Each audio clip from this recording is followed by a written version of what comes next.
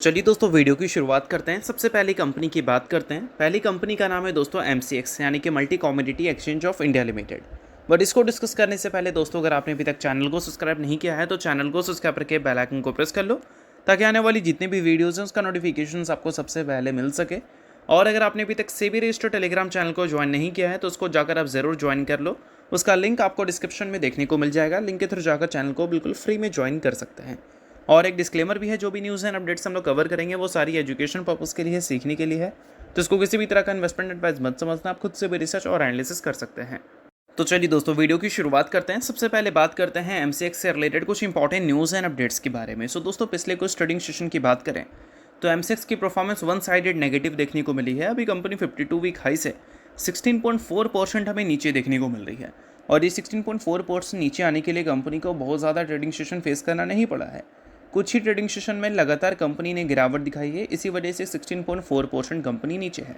अब इसके बहुत सारे रीजंस हैं, जिसमें एक रीज़न है UBS का, जिसमें उन्होंने एक रिपोर्ट के ज़रिए MCX को डाउनग्रेड किया था और ये भी बोला था कि जो पीक अर्निंग मोमेंटम है वो अब कंपनी के लिए पीछे रह गया है। अब यहाँ से कंपनी में तेज़ी दिखेगी तो वो MCX को ओवर वैल्यूड बनाएगा और साथ में कंपनी के जो आने वाले अर्निंग्स हैं वो हेल्दी रह सकते हैं, बट Q4 के लेवल के पास ही देखने को मिलेंगे। सभी चीज़ों को समझाऊंगा। सबसे पहले कंपनी के वैल्यूशंस को इन्होंने क्या बोला है उसकी बात कर लेते हैं। अभी कंपनी के जो पिछले एक साल के फॉरवर्डेड अर्निंग्स पी हैं वो 50 मल्टीपल्स पे आपको देखने को मिल जाएगा, जो कि कंपनी के हिस्टोरिकल एवरेज से 10% अबव है। यानी कि वैल्यूशन वाइज कंपनी थोड़ी सी महंगी है, ऐसा यहाँ पर UBS का कहना है।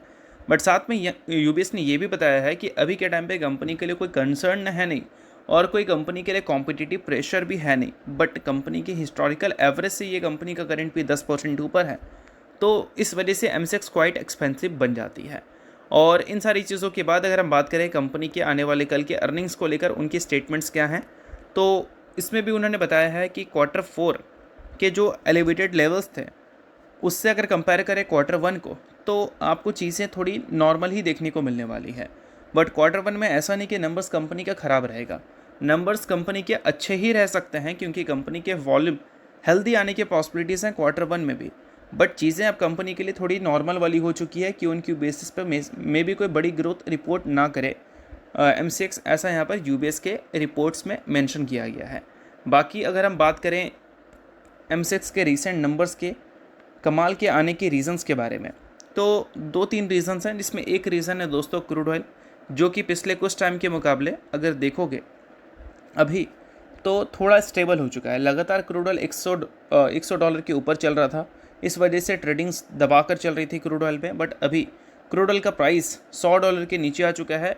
अगर क्रूड ऑयल में वॉलेटिलिटी कंटिन्यू देखने को मिलेगी तो फिर MCX के लिए कोई प्रॉब्लम की बात नहीं है। बट अगर crude oil one side perform अगर करता हुआ दिखेगा, लाइक नीचे की ओर आता हुआ दिख जाए, तो फिर MCX के लिए वो प्रॉब्लम वाली बात हो सकती है, क्योंकि इससे उनके जो टर्नओवर्स हैं उसमें साफ इसका इम्पैक्ट हमें दिखेगा। क्योंकि जब कहीं पर ग्रीड आता है तो वहाँ पर टर्नओवर्स बढ़ जाते हैं, और जब कहीं पर फियर आता है तो वहाँ पर टर्नओवर गिर जाते हैं। ये आपको सिर्फ समझ होना चाहिए। और ये सेम चीज़ स्टॉक मार्केट में भी होता है। जब बुल रन चल रहा होता है तो ग्रीड है, तो BSE NSE ये सारे के टर्नओवर्स ज़बरदस्त रहते हैं। और जब फियर आता है, यानी कि जब बियर रन आता है, गिरावट लगातार हो रहा होता है, तो वहाँ पर टर्नओवर्स गिर जाते हैं। तो वही सेम चीज़ MCX के साथ भी हमें होता हुआ दिख सकता है। अगर क्रूड ऑयल लगातार नीचे आए, और अभी क्रूड ऑयल पिछले कुछ टाइम के मुकाबले नीचे आया है, इस वजह से थोड़ी सी आने वाले टर्नओवर्स इम्पैक्ट फेस कर सकते हैं। बाकी अगर हम रीसेंट टाइम्स में गोल्ड की परफॉर्मेंस की बात करें तो वो भी पहले के मुकाबले काफ़ी स्टेबल हो चुका है। पहले गोल्ड का जो प्राइस हुआ करता था उससे अभी देखोगे तो अच्छा खासा करेक्ट हो चुका है।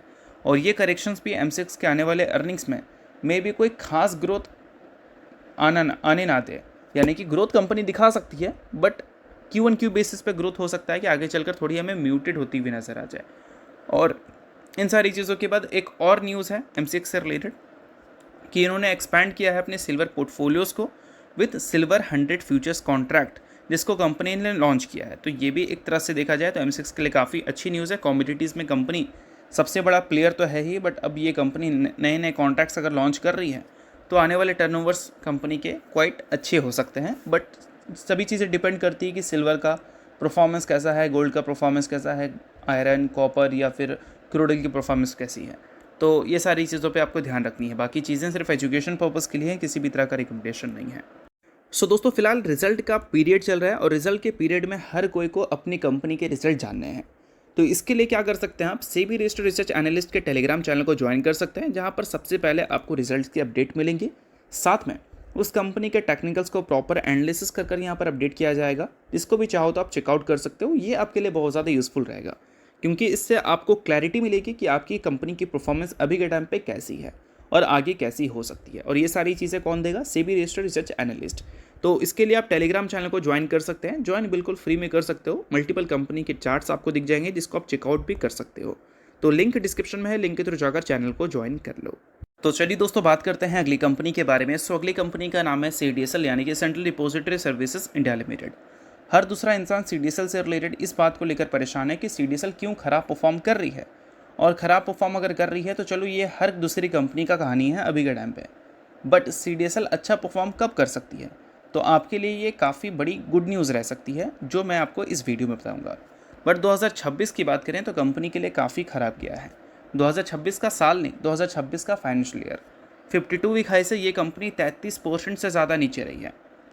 इसका सबसे बड़ा रीज़न है कंपनी के अर्निंग्स, जो कि पिछले एक साल में बहुत ही ख़राब परफॉर्म किए हैं। अगर कंपनी के एवरेज रिकॉर्ड से देखोगे तो पिछले एक साल में रेवेन्यू 6% से ग्रो किया है और प्रॉफिट ग्रोथ नेगेटिव रही है।